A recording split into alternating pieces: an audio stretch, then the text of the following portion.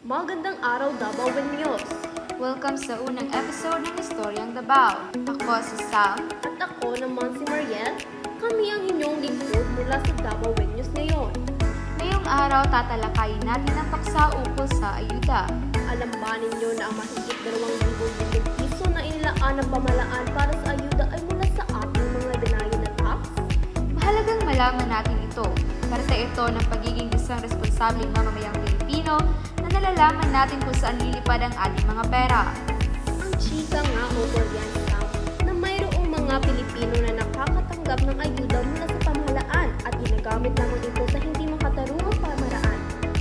Talamak pa naman ngayon ang mga scam. Kahit sa internet, maraming mga ads na inanavigate ka sa ibang site at kapag naklik mo na ito ay automatic na makukuha na nila ang private informations mo.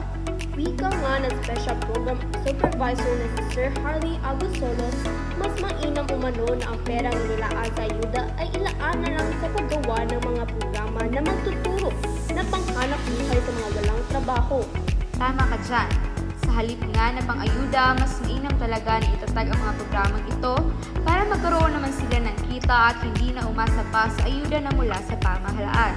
Sa aming pagtatapos, hinihimok namin ang mga mamamayang Pilipino na maging responsable sa paggamit ng perang ating natanggap at gamitin ito sa ikakabuti ng ating mga buhay.